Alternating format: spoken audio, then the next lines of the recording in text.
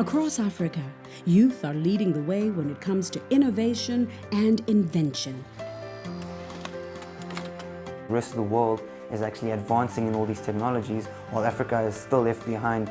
So if we don't actually step up and get on the same level as them, we're just going to be left behind again and again and again. The best and the brightest on the continent, they're using robotics to solve the problems of tomorrow. Our country is around half of the country is like just young people below 21, right? And so if we leave everything to the older guys, I mean, then what are we gonna do, right? And the global robotics competitions are giving these young disruptors a platform to show the world that Africa's time is now. When these people come together, we actually put our minds together and we build amazing things. I love the idea that I can make something that can really change the world.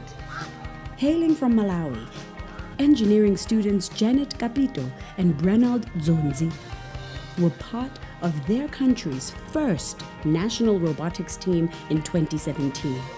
It was a really great opportunity for us. So when we were chosen to be a part of Malawi robotics team, we thought it was a joke. We thought maybe it's a lie, and maybe it's just that thing people say to excite you.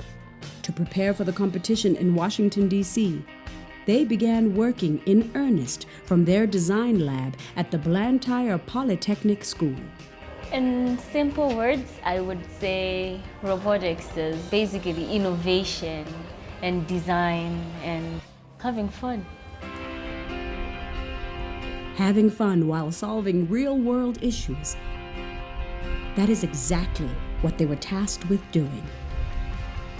When we went to DC, the theme that year was water. We were looking at how we can have pure water to the whole world. Especially in African countries, it is really hard to find clean water. And even if you find water, you need to remove all the germs that are found in the water.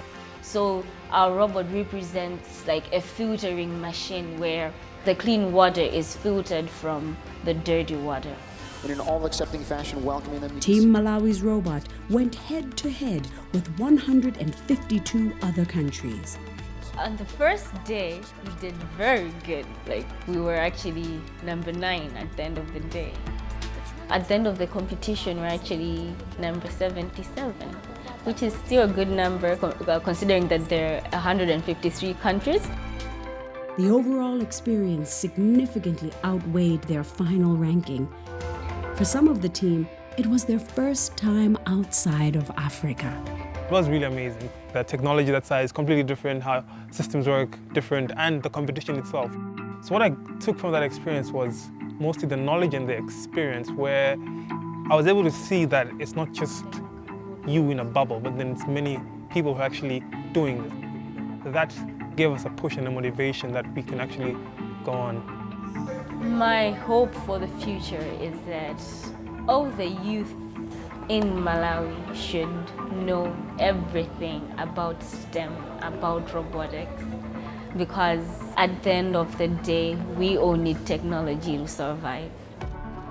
While Janet is focused on changing the landscape, Brenald has set his sights a little higher. We're putting our drone back together. Well, building a drone, I should say. Helping him is fellow student and tech fanatic Tandam Tega. We had nothing to do on this extended holiday, and so we thought, why not build a drone? Figure out another way. From then, we started speaking to some people, and then they told us there's a big need in the community for medical services. In the rural areas, a drone, it can go just about anywhere, especially for things that are urgent. Working from Tanda's parents' living room, they have built most of these parts themselves or ordered it via Amazon, which can take weeks on end to reach Malawi. Right now, we are at the stage where we're trying to make the drone fly seamlessly without major problems. While Brenald and Tanda have a way to go, they're clearly on the right track.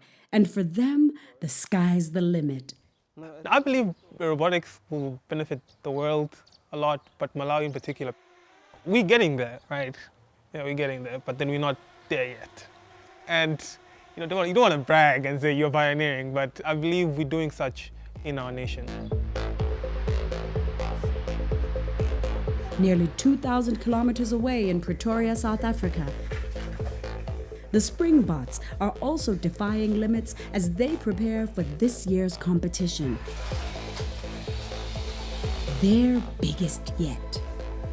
It's so competitive. It's just like actually competing in the Olympics games. It is the robot Olympics. So you put in a lot of work, put in a lot of training, you practice controlling the robot, and then you have to compete in the game under pressure, and the pressure is really, really heavy. The team is feeling the pressure since their robot kit was held up in customs and arrived late in South Africa, leaving them only 2 weeks to build it from scratch. Now it's all hands on deck as they prepare to head to the United States. Tackling the enormous task are 8 team members and a team mom. While they all come from different backgrounds, they are united in the same vision.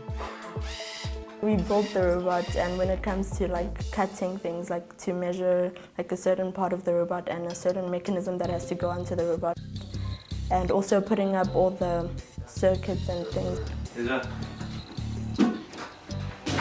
At first, I was a bit curious to know how come a non-living thing can live.